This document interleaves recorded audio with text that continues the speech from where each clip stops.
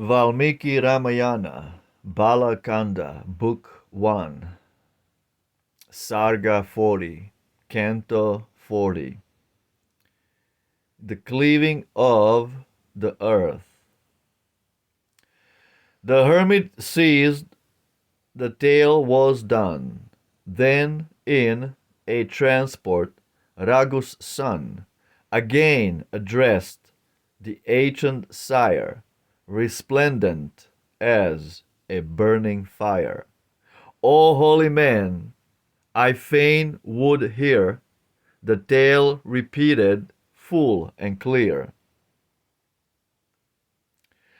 How he, from whom my sires descend, brought the great right to happy end.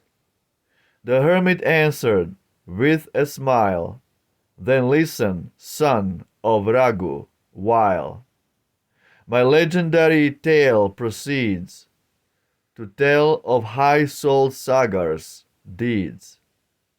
Within the spacious plain that lies, from where Himalaya's heights arise, to where proud Vindhya's rival chain looks down upon the subject plain. A land the best for rites declared, his sacrifice the king prepared. And Anshuman the prince foresaw, Sagar advised with ready bow, was borne upon a mighty car to watch the steed who roamed afar. But Indra, monarch of the skies, veiling his form in demon guise, came down upon the appointed day and drove the victim horde away. Reft of the steed, the priests distressed, the master of the rite addressed. Upon the sacred day by force, a robber takes the victim horse. Haste, king, now let the thief be slain. Bring thou the charger back again. The sacred rite prevented thus brings scathe and woe to all of us. Rise, monarch, and provide with speed, that not its happy course impede. King Sagar, in his crowded court, gave ear unto the priest's report. He summoned straightway to his side his 60,000 sons, and cried, Brave sons of mine, I knew not how these demons are so mighty now. The priests began the rite so well, all sanctified with prayer and spell. If in the depths of earth he hide, or lurk beneath the ocean's tide, pursue, dear sons, the robber's track, slay him, and bring the charger back. The whole of this broad earth explore, sea garlanded from shore to shore. Ye dig her up with might and main, until you see the horse again. Deep let your searching labor reach, a league in depth dug out by each. The robber of our horse pursue, and please your sire who orders you. My grandson I this priestly train, till the steed comes, will here remain. Their eager hearts with transport burned, as to their task the heroes turned. Obedient to their father, they through earth's recesses forced their way. With iron arms, unflinching toil, each dug a league beneath the soil.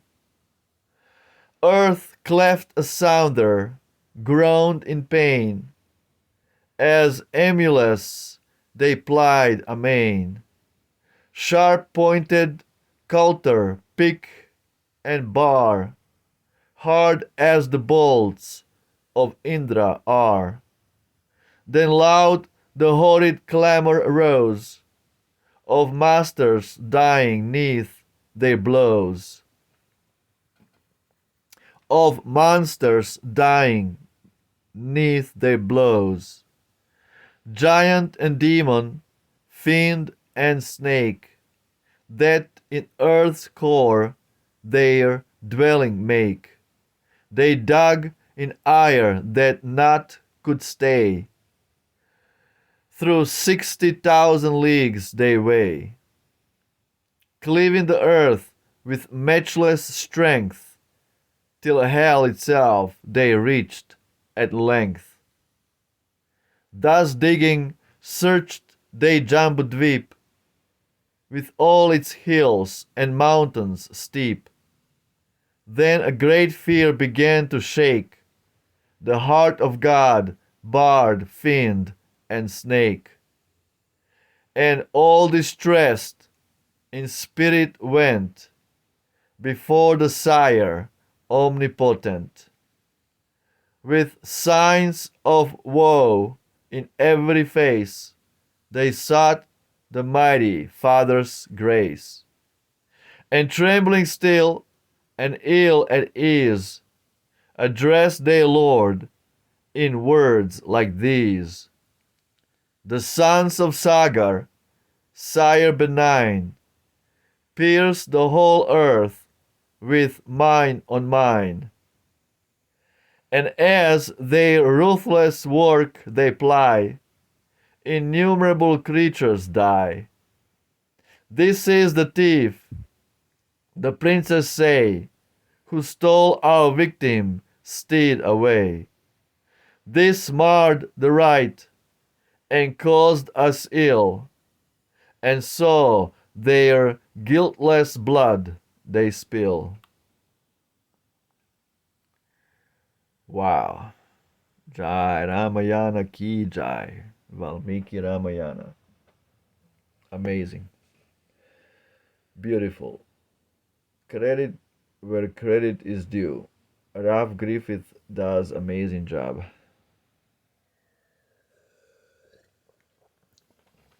Translating Ramayana. Footnotes 51 Garuda, 52 Ikshvaku, the name of a king of Ayodhya who is regarded as the founder of the solar race, means also a god, hence perhaps the myth. It's not a myth, Raf. 51b. The region here spoken of is called in the laws of Manu, Madhya Desha, or the middle region. The region situated between the Himalaya and the Vindhya mountains is called Madhya Desha, or the middle region. The space comprised between these two mountains from the eastern to western sea is called by sages Aryavarta, the seat of honorable men. Manu 2:21-22. The Sanskrit Indians call themselves Aryans, which means honorable, noble, to distinguish themselves from the surrounding nations of different origin. End quote. Goresio.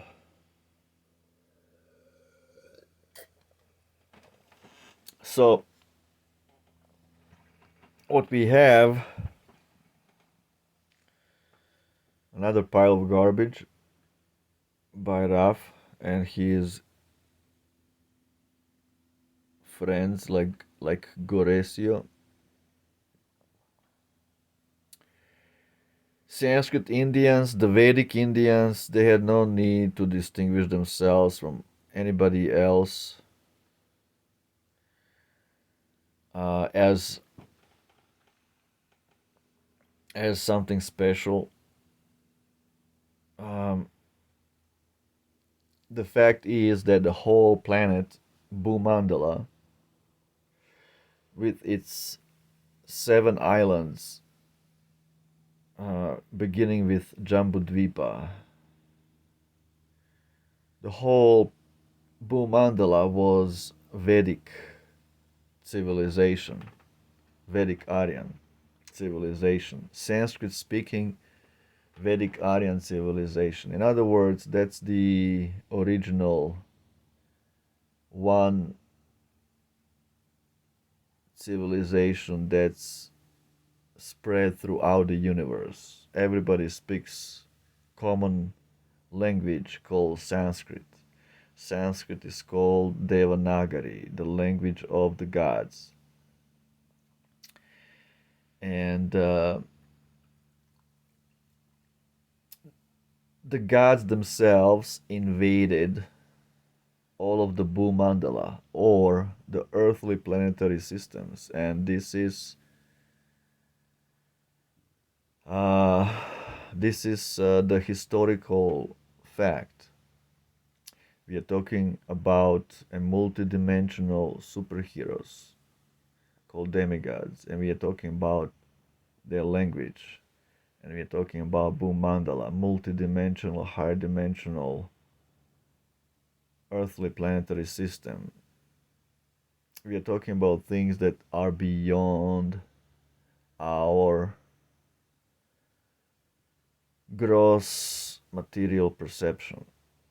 And that's why everything seems to us far out, fantastic, and mythological, because we cannot wrap our heads around all these amazing descriptions.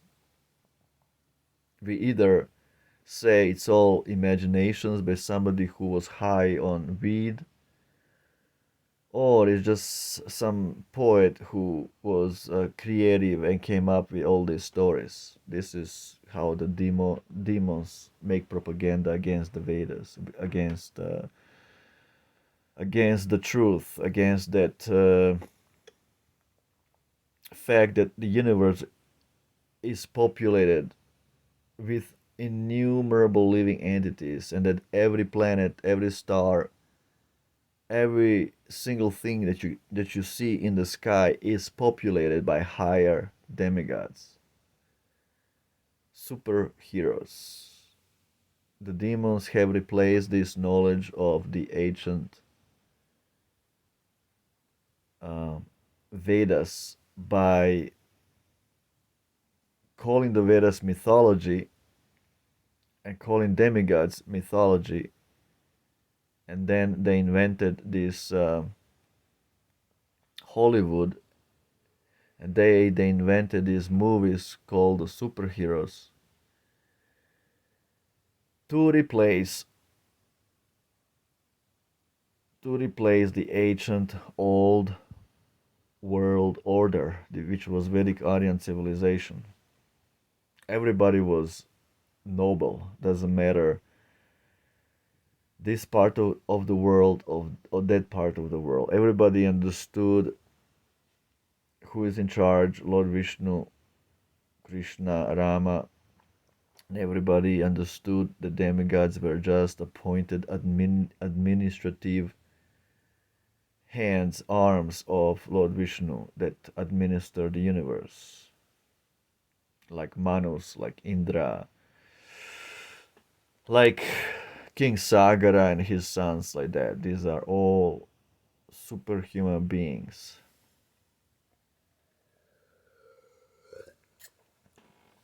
So the demons were successful in making a propaganda against them by calling them imaginations and mythologies, while at the same time they feel the need, the human psychology, the, the human psychology to worship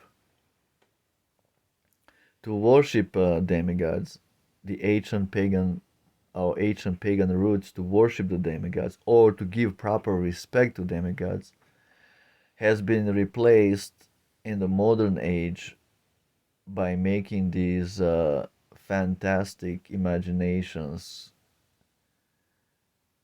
called the superheroes. And that's why we have so many Marvel movies glorifying the superheroes, complete fantasies and imaginations. But this is our natural psychology, natural human instinct to worship higher power. So this is what's going on. This is what's going on. They will call the Vedas imaginations, and then they make movies making millions of dollars, literally promoting complete garbage, complete imaginations as reality. Because the notion is that eventually, by technology or with technology, we are going to become gods and superheroes and gonna be very, very special, liberating the whole empty universe from some invisible enemies. That's how the demons and the Freemasons control the world through making these Hollywood movies and imaginations, while at the same time denying the Vedas, denying the gods, and denying God Himself, Krishna, Christus, Christ, and Rama. Anyway, so many things to talk about. This chapter is about Rama asking questions to Vishwamitra about the dynasty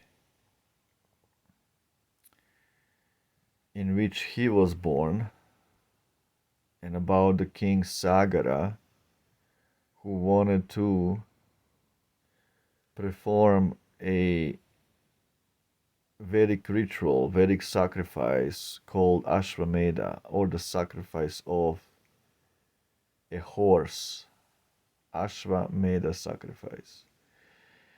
And Anshuman, the son of King Sagara, was given the task of guarding that steed for the whole year, of guarding this horse wherever it roamed. But the last day of the whole year, when the sacrifice was about to commence, Indra came down from heavenly or Svarga regions, upper regions of the universe, and he was disguised as a demon, and he stole the horse. And now everybody is upset. All the priests are upset because we have been preparing, but now the horse is stolen. So they are asking Sagara to go out, send out his sons, 60,000 sons, to look for the horse and to dig the whole earth to find the culprit, to find the robber. So that's exactly what happened. Sagar tells his sons to go and look for the horse, and his sons, with their bare hands, they were so powerful. Just think about this. They were so powerful with their bare hands. Their hands were like a like out of made out of pure steel, pure iron. Um, they were made out of diamonds. Their hands, and they were digging the earth with bare hands. Of course, they used the tools, but also they were digging the earth with bare hands, all the way down to hell. I mean, this is so far out, fantastic that that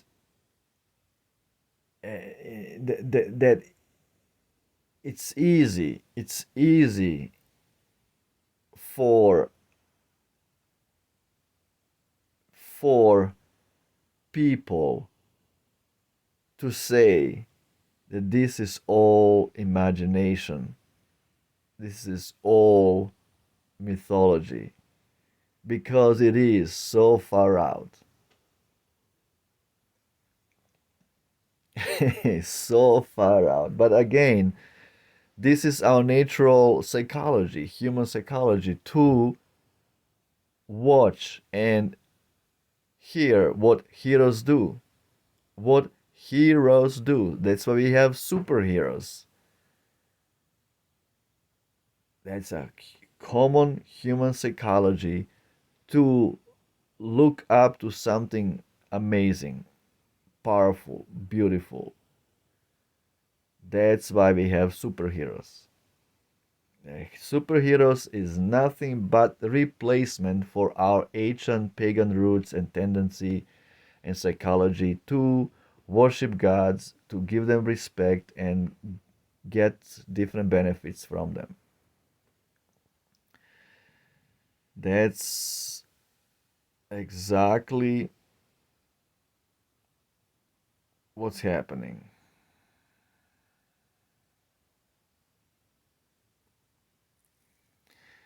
So yeah, they were looking for this rubber, and as they were digging the whole earth, again, we're talking about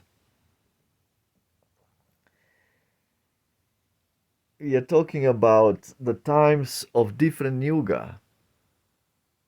These 60,000 sons of Sagara, they all lived for thousands of years. They were all like average height 48 feet, like Lord Parashurama. Yugas are different time and space dimensions. We are not evolving, we are devolving. So there are so many things to consider while reading all these descriptions. Why would this kind of descriptions still be living in the hearts and minds of millions of people all around the world? India, Indonesia, Ramayana has been glorified for millennia. Why would millions of people worship or make theater plays about some imaginations? It doesn't make sense. All of it is true, but it has to have proper angle of vision to understand what's going on. So like this, they were digging the earth, and in the process they were killing so many giants and demons and fiends and snakes who dwell beneath the earth. And everybody was perturbed, and everybody went to beg Lord Brahma to save them from the sons of Sagara. 60,000 of them. And again, who can have that many sons? 60,000 sons. It just far out. This is what our Ralph Griffith calls these ancient descriptions of histories. He calls them in subject offensive to the modern taste of British people of 1800s. He calls these descriptions offensive to the modern taste of Englishers. Okay, ciao.